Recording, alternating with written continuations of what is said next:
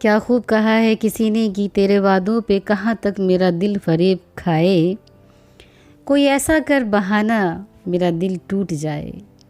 नमस्कार, अस्सलाम वालेकुम। मैं फिरदौस आपका फिर से स्वागत करती हूँ अपने channel Firdaus the life coach में। वाकई कोई भी वादा कीजिए तो उसे निभाइए ज़रूर, नहीं तो वादा मत कीजिए, क्योंकि हो सकता है आपके वादे की आस में कोई इंसान इस कदर डूब जाए, इस कदर वो इंतज़ार करे कि वो कमज़ोर हो जाए और अपनी जो उसकी जो एक पावर होती है वो उसको भी ख़त्म कर दे। तो ऐसा मत कीजिए कि आपकी वजह से जो उसकी अंदरूनी शक्ति है, जो एक अपने ऊपर जो उसका यकीन है, वो ख़त्म हो जाए आपके वादे की वजह से।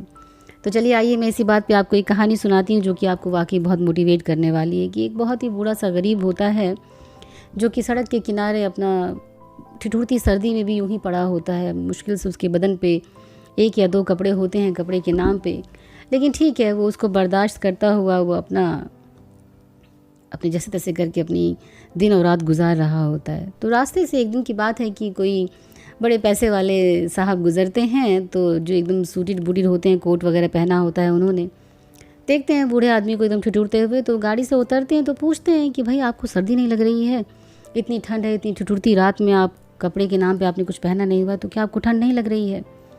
बूढ़ा आदमी कहता है देखिए ठंड तो बहुत लग रही है, लेकिन बर्दाश्त करने की एक शक्ति भी रहती है अंदर से अपने। तो ठीक है, अब हमें पता है सर्दी तो है, लेकिन मेरे पास कोई इसके अलावा गुजारा भी नहीं है, चारा भी नहीं है, मैं क्या कर सकता हूँ? तो ठीक है, मैं अपनी सहन शक्ति को अपने मन के अंदर ये सोचता हूँ कि सर्दी नहीं है और ख़ुद को उसी के हिसाब से, उसी के अकॉर्डिंगली अपने आप को ढाल लेता हूँ। बाकी सर्दी तो है जनाब, क्या कर सकते हैं साहब। खैर, वो जो होते हैं जनाब, वो उसे आसरा देते हैं, उसे वादा करते हैं कि ठीक है, एक काम करो, मेरा घर नज़दीक में ही है, मैं अभी जाता हूँ, मेरे पास बहुत सारे कपड़े हैं, कुछ गर्म कपड़े भी मेरे पास रखे हुए हैं, तो तुम्हारे लिए मैं लेके आता हूँ और तुम उसे पहन लोगे तो तुमको अच्छा लगेगा, तुम्हारे काम आ जाएगा, मेरे पास तो यूँ ही रखे पड़े हैं वो कपड़े। तो वो आदमी भी बेचारा, कहते हैं ना, एक आस लग जाती है कि एक उम्मीद आ जाती है कि चलो ठीक है भाई, ये साहब हमारे लिए कुछ ला देंगे, तो ठीक है, खुश हो जाता है वो आदमी कि चलिए ठीक है, ला दीजिए। वो जो जनाब हैं वो जाते हैं, अपने घर जाते हैं, और इत्तेफाक की बात ऐसी होती कि वो अपने किसी काम में मसरूफ़ हो जाते हैं और वो भूल जाते हैं कि उन्होंने किसी से कुछ वादा किया था कि मैं अभी थोड़ी देर में बस ले के आ रहा हूँ आपके लिए कपड़े वगैरह, और घर बहुत पास में था तो ज़्यादा टाइम भी नहीं लगता।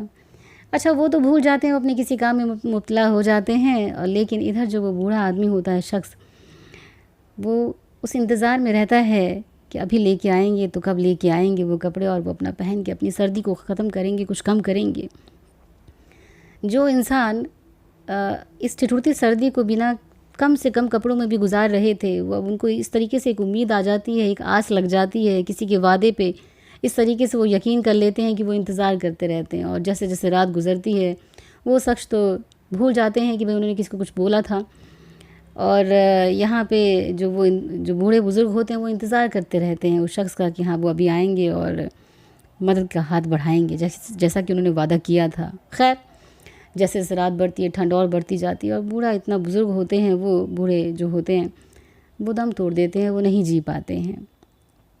एकदम से सुबह होती है, जो जनाब वादा करके गए थे और जो भूल गए थे उनको याद आता है कि अरे वो तो किसी को कुछ कह के आए थे कि कुछ देना है।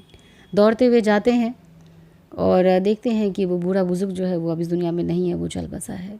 हाँ, लेकिन उसके पास एक चिट्ठी पड़ी होती है, कुछ पेपर टाइप का होता है जिस पे कुछ लिखा होता है, तो वो उसको उठा के पढ़ते हैं। बहुत दुख तो होता है वाकई, लेकिन उसको उठा के वो पढ़ते हैं तो देखते हैं कि उस पे लिखा होता है कि साहब, सर्दी तो मेरे को आज से पहले भी बहुत लगती थी, लेकिन मैं दिमागी रूप से बहुत स्ट्रॉन्ग था, मजबूत था, कि सर्दी के होते हुए मैं अपने मन में ये सोचता था कि ठीक है, मेरे पास कोई रास्ता नहीं है, कोई उपाय नहीं है, तो मैं उन दिनों भी अपने हालात के साथ, मजबूरी के साथ अपना गुजारा कर रहा था। और वो जो मेरी अंदरूनी जो शक्ति थी, मेरी मानसिक शक्ति जो थी, उसने मुझे सहारा दे रखा, तो जिसकी वजह से मैं जैसे तैसे करके अपनी ज़िंदगी को गुजार रहा था। लेकिन जो आपने मुझे वादा किया, तो इस आस में मैं आ गया कि आप मुझे अभी मेरी हेल्प करेंगे और अपने वादा को निभाते हुए आप मुझे गर्म कपड़े ला के देंगे, तो मेरी जो ये सर्दी है कुछ कम हो जाएगी।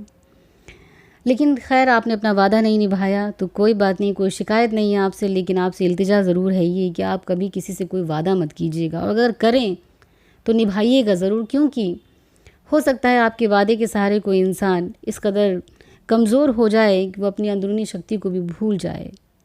जो उसके अंदर, हर इंसान के अंदर होती है। तो बहुत दुख होता है जो शख्स होते हैं, जो जनाब साहब होते हैं, उनको वाकई कि गलती तो हुई है लेकिन अब इसकी कोई भरपाई नहीं हो सकती। लेकिन हाँ, ज़िंदगी में उनको एक ही सबक ज़रूर मिल जाता है कि ठीक है, आगे से कभी ज़िंदगी में वादा करेंगे तो निभाएंगे ज़रूर। तो बस मोरल ऑफ़ द स्टोरी यही है कि कभी भी किसी से कुछ कहिए तो उसे निभाइए ज़रूर। बातों को कहना बड़ा आसान है लेकिन करना बड़ा मुश्किल है। तो सोच समझ के एक तो बोलिए, और अगर कुछ बोलते हैं तो उसे कीजिए ज़रूर, नहीं तो मत बोलिए। क्योंकि हो सकता है आपकी किसी एक बात को बोल देने से कोई इंसान उसकी उम्मीद पे आ जाए, और उसका जो एक अंदर की जो एक शक्ति होती है, जो वो खुद में मुब्तला रहता है, अपने आप को वो कैसे भी करके इकट्ठा करके बटोर के वो खुद को सहारा दे रहा होता है, वो टूट जाता है फिर। तो मैं फिरदौस बस इसी कहानी के साथ अभी फ़िलहाल यही कहना चाहूँगी कि अच्छे से ख्याल रखिए अपना, और जो बोलिए तो सोच समझ के बोलिए, और जब बोल लीजिए तो उसे ज़रूर पूरा कीजिए। तो सोचिए समझिए फिर बोलिए। मिलते हैं इंशाल्लाह कोई नई कहानी के साथ, नई स्टोरी के साथ। बने रहिए यूं ही मेरे इस चैनल पर। मेरा इंस्टाग्राम का जो पेज है उसको भी लाइक कीजिएगा। मैंने टेलीग्राम पे भी एक चैनल बनाया है, मैं सबके लिंक जो है अपनी इस वीडियो के नीचे दे दूँगी। तो ज़रूर वहाँ पे भी सफ़र कीजिए और देखिए वहाँ पे क्या है। लाइक कीजिए, शेयर कीजिए, अच्छा लगता है। आप लोग यूं ही जुड़े हुए हैं मेरे साथ, मुझे वाकई बहुत अच्छा लगता है, बहुत मोटिवेट करते हैं। तो मेरे जितने भी जो पेजेस हैं, फेसबुक, इंस्टाग्राम, टेलीग्राम, ट्विटर, आप हर जगह जा सकते हैं, आप लोगों को अच्छा लगेगा। मिलते हैं इंशाल्लाह नई कहानी के साथ, नई मोटिवेशन के साथ। फिरदौस चलती हूँ मैं। शुक्रिया आप सबका मेरे साथ बने रहने के लिए। अल्लाह हाफिज़, नमस्कार।